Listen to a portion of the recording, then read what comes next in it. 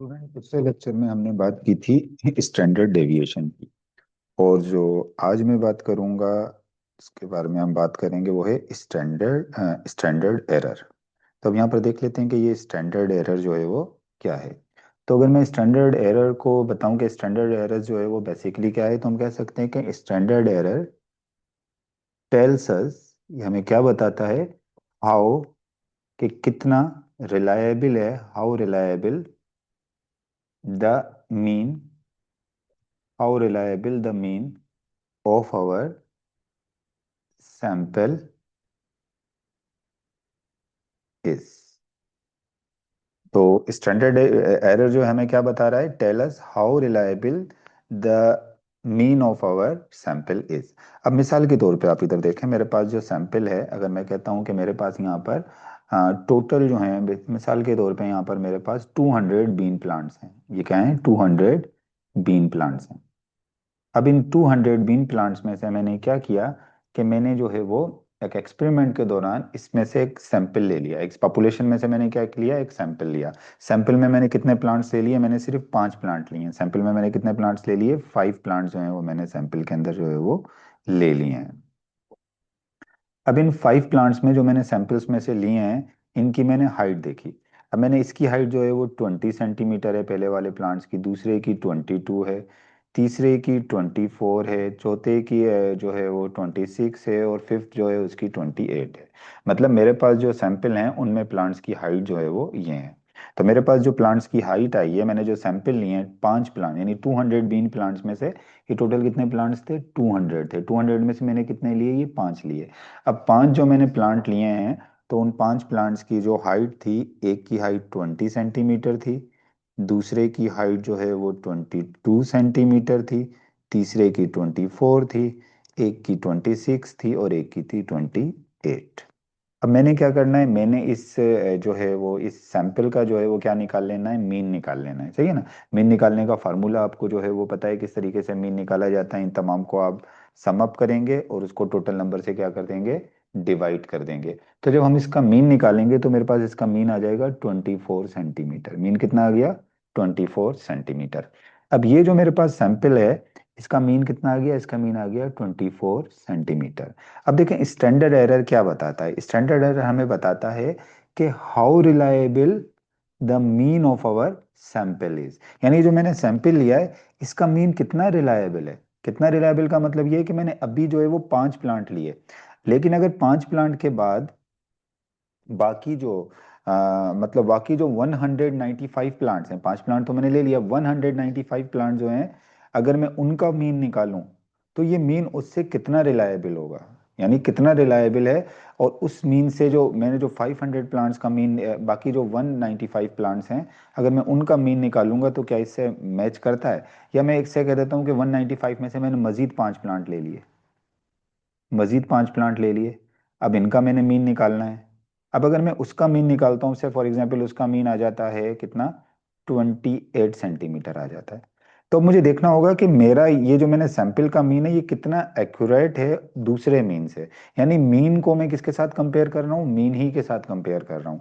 जबकि जो standard deviation थी, स्टैंडर्ड डेविएशन में हम इस मीन को किसके साथ कंपेयर करते थे, इन वैल्यूज के साथ कंपेयर कर रहे थे। इन वैल्यू को हम स्प्रेड कर रहे थे, नहीं मीन किससे कंपेयर हो रहा था, इन वैल्यू से। और जो स्टैंडर्ड एरर होता है, इस मीन को हम किससे कंपेयर करते हैं, दूसरे जो हमारे पास उसी सैंपल में से जो हम दूसरे मीन लेंगे उससे हम क्या करते हैं, कंपेयर करते हैं। तो स्टैंडर्ड डेविएशन हमें क्या देता है, standard deviation give an estimate of, estimate of the variability of sample means, यानी जो हमने सैंपल लिया है उसकी जो मीन है, उसकी में कितनी जो है वो क्या है, वेरिएबिलिटी। यानी अगर उसी पॉपुलेशन का हम दूसरा मीन निकालें तो उससे वो कितना वेरिएबल होगा। तो वो हमें कौन बताता है, वो बताता है स्टैंडर्ड एरर। आप समझ चुके होंगे अब स्टैंडर्ड एरर और स्टैंडर्ड डेविएशन में क्या फ़र्क है। तो स्टैंडर्ड एरर क्या करेगा, स्टैंडर्ड एरर के अंदर नॉर्मली आपने एक पॉपुलेशन जो है उसका ये 5 जो सैंपल लिए उसमें से आपने इसका ये मीन निकाल लिया। अब इस मीन को जो है वो आप उसी उसी सैंपल के दूसरी वैल्यूज से जो है वो क्या करेंगे, इसको कंपेयर करेंगे, तो ये क्या होगा, स्टैंडर्ड डेविएशन। और जो है वो स्टैंडर्ड एरर क्या होता है, ये आपने एक सैंपल का मीन निकाल लिया, आपने ये दूसरे सैंपल का मीन निकाल लिया। अब इन मीन्स को आपस में जो कंपेयर करेंगे कि ये इस मीन्स के दरमियान में कितना फर्क हो सकता है, तो उसको हम क्या कहेंगे, उसको हम कहेंगे बेसिकली जो है वो स्टैंडर्ड एरर। तो अब स्टैंडर्ड एरर का जो निकालने का जो फार्मूला है, स्टैंडर्ड एरर को निकालने का जो फार्मूला है, S A, standard error is equal to standard deviation divided by N whole square, sorry N under root square. अब आप देखें, अब मैंने जो पॉपुलेशन ली थी उसको दोबारा मैं जो है यहाँ पर पॉपुलेशन का जो सैंपल लिया था उसको यहाँ दोबारा लिख देता हूँ। कुछ 5 प्लांट लिए थे, एक की 20 सेंटीमीटर हाइट थी, दूसरे की 22 सेंटीमीटर थी, एक की 24 सेंटीमीटर थी, एक की 26 थी और एक की 28 थी। अब सबसे पहले तो मैंने क्या, इसका मीन हमने निकाल लिया, वो कितना हो गया, इसका मीन आ गया बेसिकली जो है हमने इसका मीन निकाला था, तो इसका मीन 24 सेंटीमीटर बन रहा था। इसके बाद स्टैंडर्ड डेविएशन निकालने का भी आपको फार्मूला मैं बता चुका हूँ, पिछले लेक्चर में मैं डिस्कस किया था कि स्टैंडर्ड डेविएशन कैसे निकालेंगे। अब मैं इसको स्टैंडर्ड डेविएशन निकाल नहीं रहा हूँ, उसको पूरा फार्मूला आपको नहीं बता रहा हूँ, आप पिछले लेक्चर में देख लीजिएगा।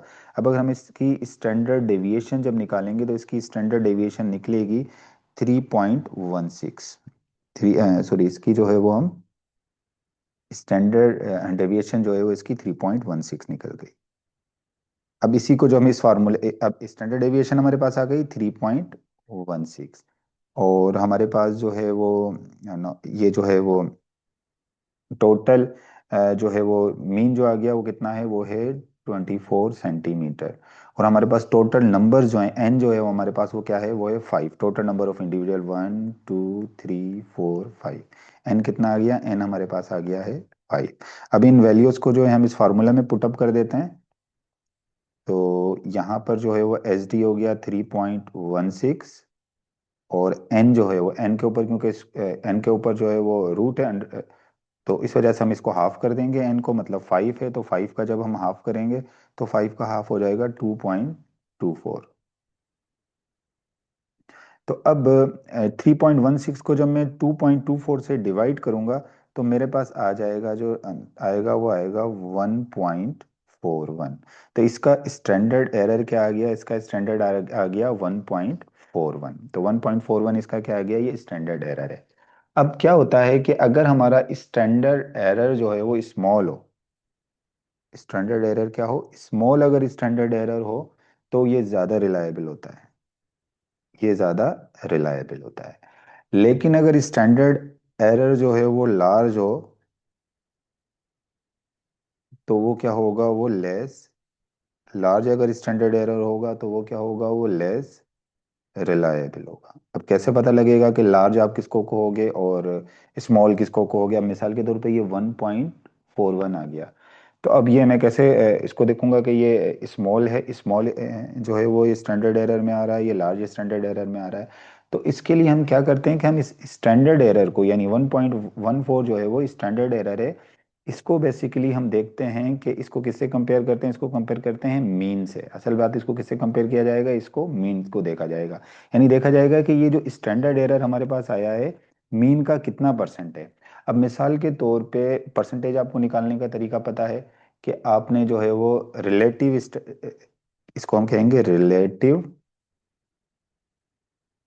Standard error. Relative standard error जो है वो, उसमें क्या करेंगे आप, स्टैंडर्ड एरर ले लेंगे, उसको जो है वो डिवाइड करेंगे किससे, उसको मल्टीप्लाई करेंगे 100 से, और डिवाइड किससे कर देंगे, डिवाइड कर देंगे मीन से। तो स्टैंडर्ड एरर जो हमारे पास अभी आया है वो कितना आया है, 1.41। 1.41 को आपने किससे मल्टीप्लाई कर देना है, 100 से, और डिवाइड किससे कर देना है, 2.24 से, और आंसर जो आपका आएगा वो आएगा 5.875। तो अब क्या होता है कि अगर अगर जो स्टैंडर्ड एरर का, रिलेटिव स्टैंडर्ड एरर, अगर आपका जो मीन है, उस अगर ये इस परसेंटेज जो है मीन से इसका जो है वो 5 से कम हो, 5% ऑफ मीन, अगर ये मीन का कितने परसेंट हो, 5% से कम हो, तो ये हमारा स्टैंडर्ड एरर जो है वो क्या होगा, वो स्मॉल होगा। सही ना। अगर 5 से लेके 10 है तो वो मॉडरेट है, वो दरमियान में आ जाएगा। लेकिन मोर देन 10 है, मोर देन 10% है तो वो क्या हो जाएगा, लार्ज हो जाएगा। तो इसका मतलब क्या हुआ कि हमारे पास जो स्टैंडर्ड एरर आ रहा है वो मॉडरेट में आ रहा है, यानी स्मॉल नहीं है। स्मॉल होता तो बहुत एक्यूरेट होता ही है। एक्यूरेट का मतलब ये है कि आपने इस सैंपल की जो का स्टैंडर्ड एरर निकाला है, यानी इसका जो मीन निकाला आपने वो 24 था। तो इसका मतलब ये था कि दूसरा जब आप लेते तो वो भी बिल्कुल एग्जैक्ट 24 के करीब करीब होता है। 24 के करीब मतलब 23 आ जाता या 25 आ जाता। अब ये मॉडरेट है, अब ये थोड़ा सा आगे और बहुत ज़्यादा थोड़ा पीछे जा सकता है, बहुत लार्ज भी नहीं है और बहुत स्मॉल भी नहीं है। तो ये बात हमने कर ली किसकी, स्टैंडर्ड एरर की। अब आप देखें, अगर मैं आपके पीबीए के हवाले से बात करूं कि आपके पीबीए के हवाले से किस तरह से इसको दिया जा सकता है, तो देखें स्टैंडर्ड एरर जो है वो असल में पीबीए में तो आपको जो है वो स्टैंडर्ड एरर को जो है वो फार्मूला पता होना चाहिए, किस तरीके से उसको निकाला जाता है ये आपको पता होना चाहिए। अब मिसाल के तौर पे आपको ऐसे प्लांट की पॉपुलेशन एक दे देंगे, ज़रूरी नहीं है प्लांट की पॉपुलेशन दें, यहाँ पर प्लांट की हाइट दें, ह्यूमन की हाइट भी दी जा सकती है इसमें, सही है ना। और कोई दूसरा एक्सपेरिमेंट है उसके सैंपल दिए जा सकते हैं नंबर के अंदर। जब नंबर के अंदर ये सैंपल्स दिए जाएंगे तो उसमें से आपसे पूछा जाएगा, अगर आपसे पूछा जाए तो मीन निकालें, तो मीन निकालने का फार्मूला आपको पता है। अगर आपसे पूछा जाए स्टैंडर्ड डेविएशन इसकी बताएं, तो वो भी आपको पता है फार्मूला, किस तरीके से इसकी स्टैंडर्ड डेविएशन निकाली जाती है। लेकिन अगर आपसे कहा जाए स्टैंडर्ड एरर निकालें इसका, तो स्टैंडर्ड एरर का सिंपल फार्मूला इस जो है वो, स्टैंडर्ड डेविएशन को आप डिवाइड करेंगे किससे, एन से। टोटल नंबर ऑफ इंडिविजुअल के जो है वो जो है वो रूट अंडर रूट जो है वो इसके में से जो है वो आप डिवाइड करेंगे इसको, और इसमें जब वैल्यूज पुट करेंगे तो फिर आपके पास ये आ जाएगा। अगर आपसे पूछा जाए कि ये स्टैंडर्ड एरर जो आया है ये स्मॉल है, मॉडरेट है या लार्ज है, तो इसके लिए फिर आपने रिलेटिव जो है वो स्टैंडर्ड एरर निकालना है। रिलेटिव स्टैंडर्ड एरर निकालने के लिए आपने जो स्टैंडर्ड एरर आपके पास आया है उसको 100 से जो है वो क्या करेंगे, मल्टीप्लाई करेंगे, और फिर आप उसको साथ में जो है वो मीन से जो है वो क्या कर देंगे, डिवाइड कर देंगे।